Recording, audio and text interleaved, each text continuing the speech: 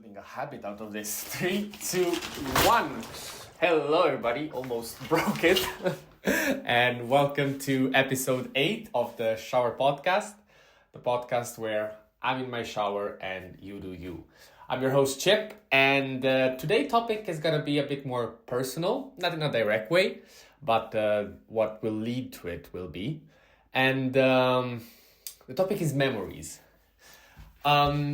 I was listening to some music when I was coming back home this morning, and I was reflecting on the fact that the specific artist that I was listening to had a connection to some memories of the past, and it got me into thinking, because I've spoken with many friends, and in general, when I had other discussions about memories, it always turns out that there is a connection. So our minds are, let's say, it's easier for them to just make the connection out of something external to us, be it a song, be it a movie, a scene, a place. And with that, also, it attaches, let's say, a good or a bad attribute to that specific memory. Same thing, for example, also, again, on my side, but I was walking by yesterday with my girlfriend by a place where we first met. And I was telling her that I find it absolutely fantastic that we have that luxury of having a place that you can visit and it can evoke such a good memory. And coming back to a bit more of a general term, and let's say to go a bit more broader on the topic, memories are something very tricky to handle because they are a necessity for us. They make us who we are, at least in my view. In the end, if you try to recollect anything that tries to describe you, you'll have to look back on your memories and be able to describe them, in order to understand who you are. But the special thing is that these memories are built day by day by your present you.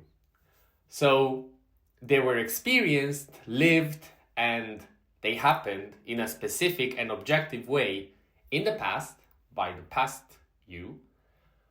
But as of today, it is you with your current perception that look back on them. And it happened a lot of times to me that also, for example, looking back to videos, my recollection of that moment was completely off. And I'm not talking about when you are not conscious or maybe you're a bit tipsy and you don't remember. No. I'm talking about normal circumstances. And that is quite wild if you think about it, because it puts this big distance between who we think we are, because again, it is based on our perception of what happened, and then what we actually are, which is, again, this evolution of facts that happened in the past. So my question to you, and what I would like to, again, expand a bit on today is this. Which one is more relevant? Which are the memories that we need to, let's say, treasure? Are those the ones where we are sure of what happened? Or is it better to just stick with what you remember and be able to live off with that? I will share my take then. If anybody is willing to comment down below, feel free. I am a huge believer of the second one, but as you might have heard also in the previous episodes, I think that there needs to be a certain level of truth to yourself. So there are certain things that you need to understand in order to be able to go forward with stuff. You need to be conscious of what happened and not alter fully what those situations were. At the same time, if with time, because again, this is all a process that happens through time. It's not something that it just switches from one day to the other. It's something that it's built over months, years. And when you think back over the years, usually what you stick with and what remains with you are the good sides of that thing. Be it an experience, even if you think back, for example, for me, it could be university, school. In the moment, you were struggling immensely. Like, it was something that if in that moment somebody could tell you, hey, stop, you can get over it for free, I would have signed immediately. But at the same time, if I think about it now, I don't think so badly of it. It's knowing that I struggled is not something that sticks with me.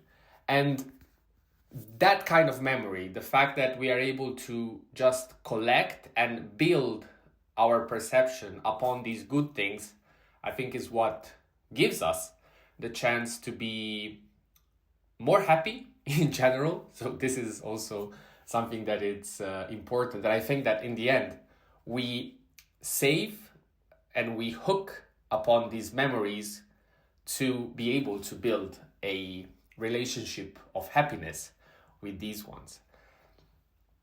And it is also true that it doesn't always happen, especially when the time that has passed between the actual moment and the memory and the recollection you have of that moment is more vivid, is more authentic.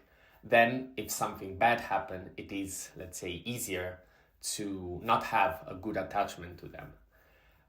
Whereas with time and with the evolution of it, by having new experience, by the fact that you don't constantly think about that, and that is also something that it's so important, because your mind is not actively trying to recall what actually happened, but it lets it rest. It's like when you actually study or you look up on a topic. The immediate days, something is, let's say, closer to what you have seen, what you have read. You will be able to repeat it as you read it.